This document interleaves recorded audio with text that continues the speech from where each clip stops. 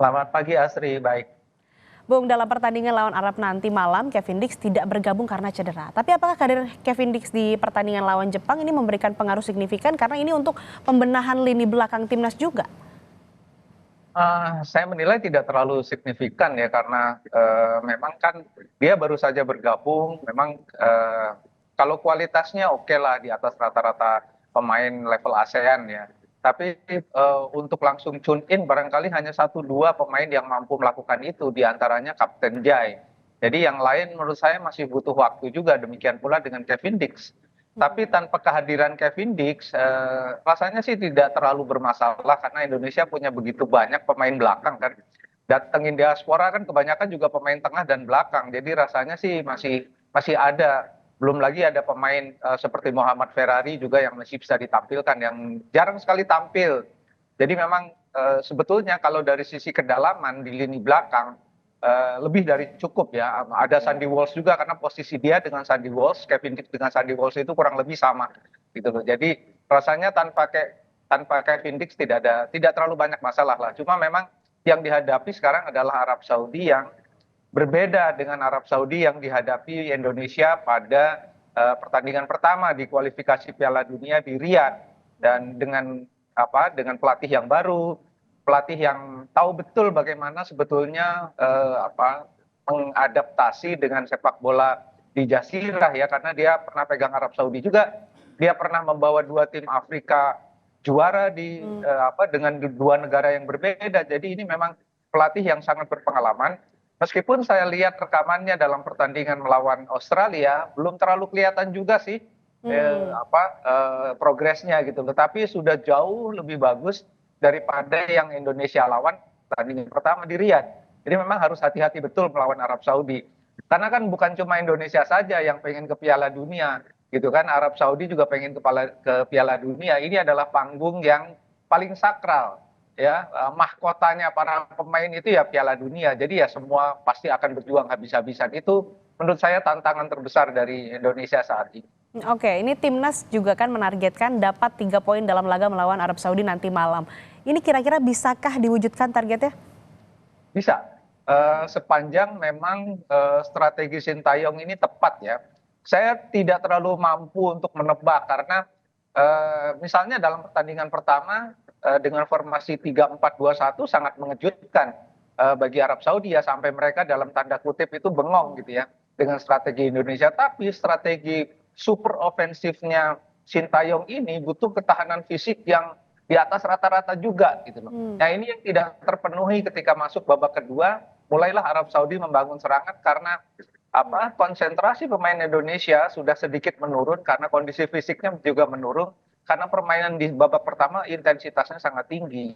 Nah ini yang apakah akan dengan strategi yang sama, tapi saya tidak yakin Sintayong akan menerapkan strategi persis seperti Jepang, karena Indonesia lebih banyak bertahan dengan 5 pemain belakang, 4 pemain tengah dan 1 pemain depan.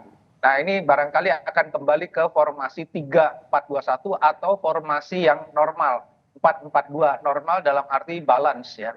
Nah ini tapi formasi balance ini jarang dipakai, itu masalahnya.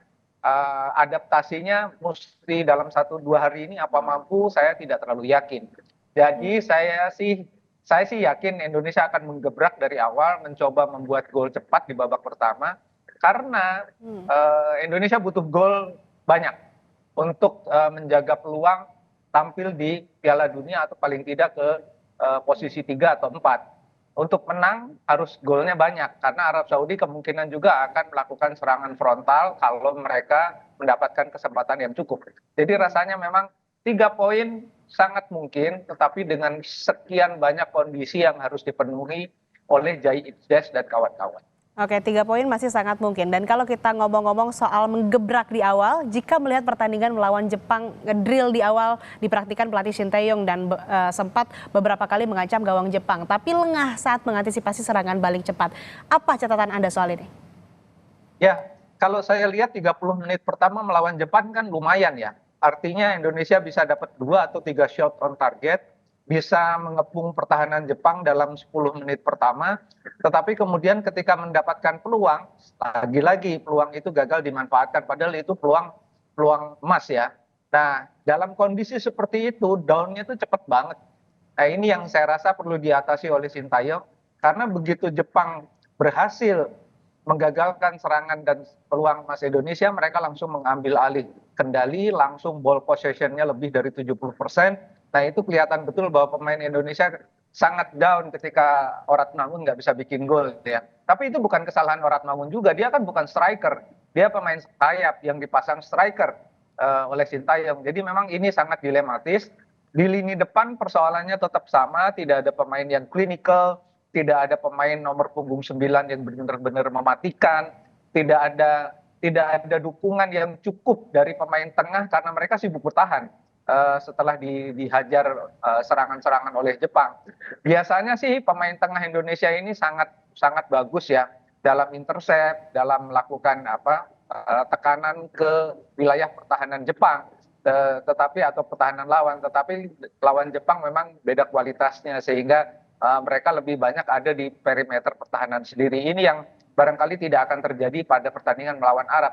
Tetapi Arab memang sama Jepang kualitasnya sedikit beda, tapi menurut saya ya harus hati-hati karena ini tim yang sama sekali berbeda dengan pertandingan pertama di Riyadh.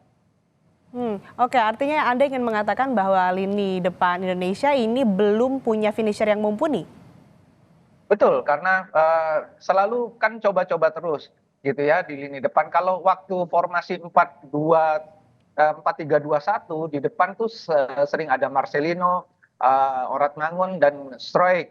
Tapi kemarin Stroik sedikit ditarik ke belakang, ditaruh di sisi sayap, padahal itu adalah posisinya Mangun yang ditaruh di posisi nomor 9. Nah, ini yang kemudian memang ada sedikit miskomunikasi ya menurut saya ketika masuk ke pertahanan lawan itu pergerakan. Sebetulnya Stroik itu memang kalau datang dari lini kedua lebih bagus, tapi dia bukan pemain yang berasal dari sayap, dia harus ada di sisi poros gitu loh. Nah, karena saya ingat betul ketika dia membuat gol cantik sekali melawan Jordania di U23, dia datang dari sisi poros dari lini kedua, mengejutkan pemain bertahan lawan dan dia melakukan soloran dan tendangan yang sangat bagus ya. Harusnya dia tetap di posisi yang kalau nggak posisi nomor 8 di belakang nomor 9. Tapi bukan di sayap. Sayap tetap harus Mangun kalau menurut hemat saya, karena Mangun kan bagus sekali kalau tampil di kiri gitu loh. Nah, ini menurut saya Sintayong pasti udah tahu lah.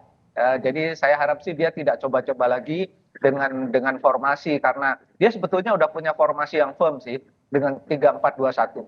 Tapi harusnya sih melawan Arab dia bisa lakukan itu dan menggebrak lagi seperti Arab masih dipegang oleh Mancini.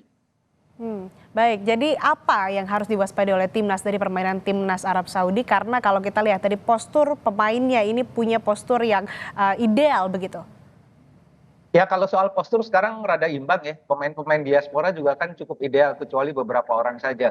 Tapi memang pemain-pemain Arab Saudi ini biasa bermain di suhu yang tidak terlalu bersahabat bagi kebanyakan orang Eropa gitu loh. Jadi ini sedikit keunggulan lah buat mereka.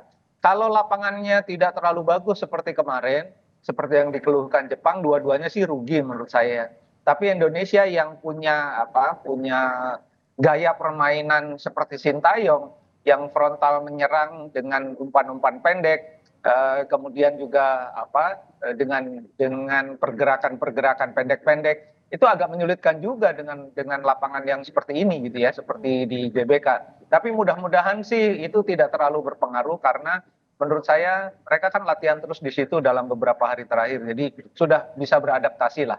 Jadi Arab Saudi ini memang punya keunggulan fisik karena mereka menurut saya quote unquote jauh lebih kuat ya, dalam arti mereka itu lebih bertipe fighter dan tidak seperti Bahrain lah. Mereka betul-betul pejuang, nggak ada drama-drama yang kayak Bahrain. Jadi menurut saya harusnya pertandingan ini sih rame ya, seru. Baik, Bung. Terakhir, prediksi skor nanti malam berapa? Agak sulit, tapi dugaan saya sih Indonesia bisa unggul lah 1-0 atau 2-1. Oke, kita tunggu bagaimana pertandingan nanti malam dan kita harapkan juga seluruh pemain timnas ini bisa bermain dengan maksimal. Terima kasih Bung Anton Sanjaya telah bergabung bersama kami di Sapa Indonesia Pagi. Sehat selalu.